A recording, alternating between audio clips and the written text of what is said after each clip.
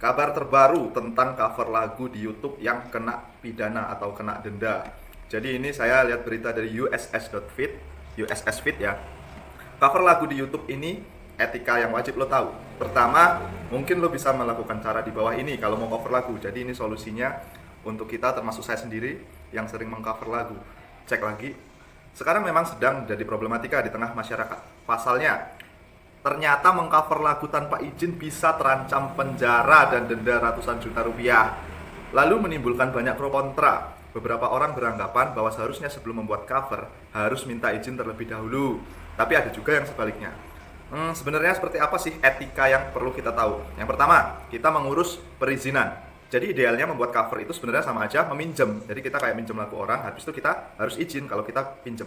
Justru karena proses ribet yang harus dilalui ini yang bikin banyak orang cover lagu YouTube tanpa ada musisi yang punya karya tersebut. Kemudian etika yang kedua itu kita harus mengetahui siapa musisi yang kita cover lagunya. Jadi kita juga harus tahu musisinya itu siapa yang kita nyanyikan lagunya. Jadi kita tuh bisa sadar kalau ini adalah lagu orang lain. Jadi kita nggak bisa sembarangan munggah ke YouTube. Kemudian kita harus, nah ini yang wajib, nulis kredit di judul dan deskripsinya. Jadi di judul itu dikasih, misalkan saya cover lagunya A. Nah itu A dikasih ciptaan siapa baru cover saya. Jangan A saya cover, itu jangan, harus dicantumkan di judul. Rata-rata kan kalau di deskripsinya udah. Ini contohnya yang di kotak merah ini kita ngasih link untuk subscribe penciptanya juga atau pemilik lagunya. Kalau udah memutuskan untuk mengunggah di YouTube, kita jangan lupa untuk menulis kredit. Nah, ini kan tadi udah saya bahas ya. Kemudian kita tambahkan juga tanggal rilisnya, pencipta lagunya, nama label yang menaunginya, jadi yang lengkap. Cantumkan juga versi lagu yang ada di Spotify, YouTube, sampai SoundCloud, jadi semuanya ya. Kemudian etika lainnya, bukan untuk kepentingan komersil. Ini jadi poin yang sangat penting. Sangat tidak dibenarkan jika lagu-lagu di cover dibuat untuk kepentingan komersil. Artinya jangan sampai lagu cover yang dibuat untuk cari keuntungan. Ya, misalkan ada yang monetis misalkan. Nah, itu kan kita dapat untung, jangan. Jadi kita cuma untuk berekspresi saja. Kecuali kita memang udah punya izin atau kontrak masalah pembagian royaltinya, bagi dua atau nego gimana. Selanjutnya tidak diproduksi secara massal. Jadi ini semakin tidak boleh dilakukan lagi.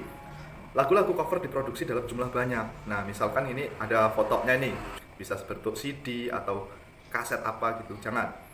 Dan tidak dimasukkan ke aplikasi streaming musik digital. Ini misalkan saya cover lagu A, kemudian MP3-nya saya masukin ke Spotify, SoundCloud, atau yang lain-lain, itu juga jangan. Alasannya merilis lagu ke aplikasi streaming tadi, bisa saja lagu itu mendapat keuntungan lebih banyak dari lagu aslinya. Jadi permasalahannya itu, ya, untungannya lebih banyak. Rata-rata kan kalau cover itu ada yang melebihi malah yang aslinya. Tapi ingat, walaupun kita sudah melakukan etika-etika di atas, pemilik lagu aslinya tetap punya hak penuh untuk lagu kita tadi, ya. Cara di atas itu hanya cara lain untuk kita lebih mengapresiasikan karya aslinya.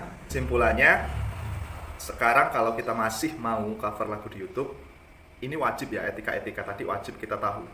Seperti izin, mengetahui siapa musisinya, menuliskan kreditnya, tidak untuk komersil, dan tidak memproduksi massal, tidak dimasukkan ke aplikasi streaming.